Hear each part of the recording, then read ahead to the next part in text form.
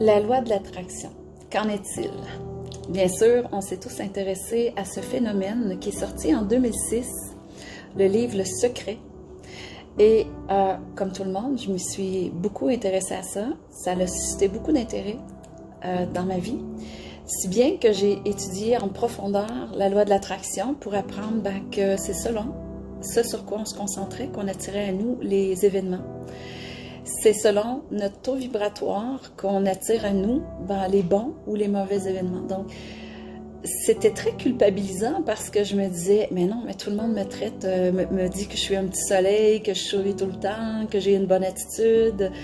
Et pourtant, j'attirais beaucoup à moi des personnes, ce qu'on appelle les pervers narcissiques, les abuseurs, les manipulateurs, les menteurs.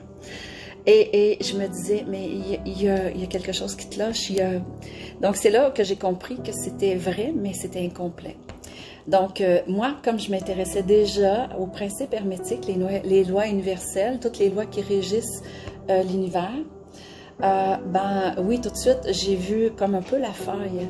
Parce que connaissant les lois hermétiques, je me disais, mais ils oublient complètement la loi de polarité, qui fait en sorte qu'on attire le contraire de ce qu'on est. Et aussi, il y a la loi du rythme, le principe du rythme, comme les saisons.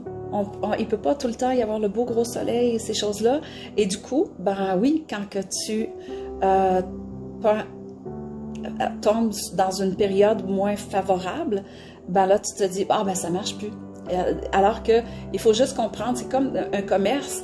Il y a des saisons dans lesquelles il faut qu'ils prévoient, parce que ça fonctionne super bien, pour les moments où ça va super mal. C'est comme on récolte nos légumes qu'on a fait pousser pendant l'été pour pouvoir passer l'hiver. Donc, ces principes-là étaient complètement occultés de ce qu'on apprenait dans la loi de l'attraction, ce qui fait en sorte que les gens culpabilisaient de ne pas avoir attiré à eux ou d'échouer ou que ça ne dure pas dans le temps, sans connaître les autres lois universelles, les autres lois naturelles et les principes hermétiques.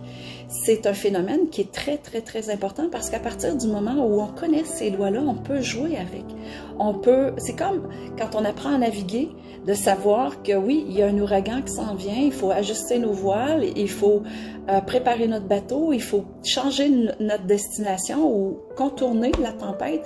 À ce moment-là, on devient des joueurs aguerris dans ce qu'on appelle le jeu de la vie. Et quand on ne connaît pas la météo qui s'en vient ou quand on ne connaît pas les principes de base de la navigation à voile, on peut pas, on va subir, on va devenir victime de ces événements-là. Donc, dans les prochaines semaines, je me propose de vous enseigner ou vous faire connaître ce qu'on appelle les principes hermétiques. Je vais me concentrer sur les 7 principes hermétiques d'Hermès Trismégiste ou de Thoth, 3 fois grand, qui était pour moi une grande découverte il y a environ 2 dizaines d'années déjà. Donc, en tout cas, bref, je m'engage à emmener ces choses-là que moi je trouve fort intéressantes.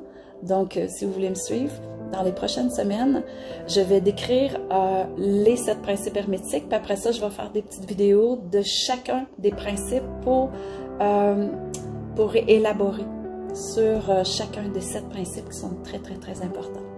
Donc, sur ce, je vous souhaite un bon week-end, une bonne semaine, un bel été, et je vous dis à tout bientôt.